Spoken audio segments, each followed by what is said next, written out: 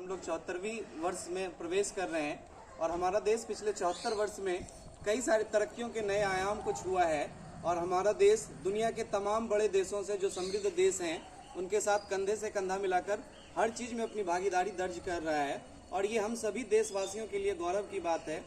आप सभी जानते हैं कि हमारा देश 15 अगस्त 1947 को आज़ाद हुआ और हमारे देश में संविधान 26 जनवरी 1950 को लागू हुआ।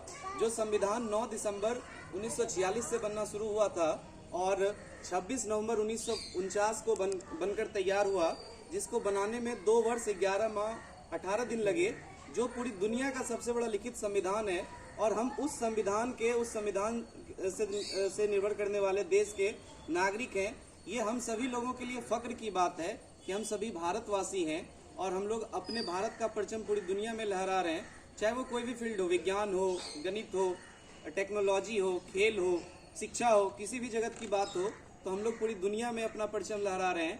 और भारत हर देश के साथ, चाहे वो अमेरिका हो, चीन हो, रूस हो, किसी भी देश के साथ किसी भी मामले में पीछे नहीं है।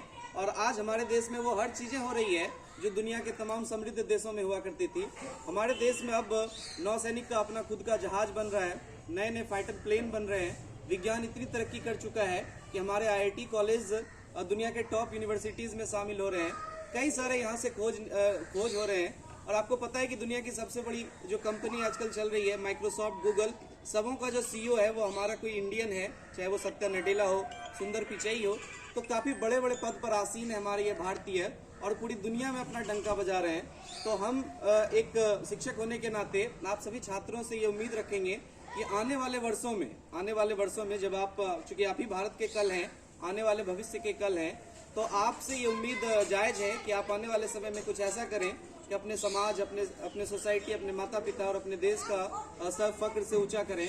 और ये जो देश के लिए जो अलग अलग लोगों ने बलिदानी दी है और उनकी शहादत, उनकी कुर्बानी, ये सब हम लोगों के लिए महत्वपूर्ण है और उनकी कुर्बानी को हम लोग जाया नहीं होने देंगे और नित नए इतिहास रचेंगे ताकि भारत एक उस शिखर पर पहुंच जाए जहां पर हम लोग कामना करते हैं, ताकि दुनिया का कोई भी देश हमसे कंधे से कंधा न मिला सके और हम सबसे ऊंचाई पर खड़े हैं। और भारत, जो आप जानते हैं, भारतवर्ष कहलाता था एक समय, जिस समय वो सोने की चिड़िया हुआ करती थी, तो उसी सोने की चिड़िया को हम लोगों को फिर से बनाना है और ये हम और आप मिलकर ही बनाने वाले हैं।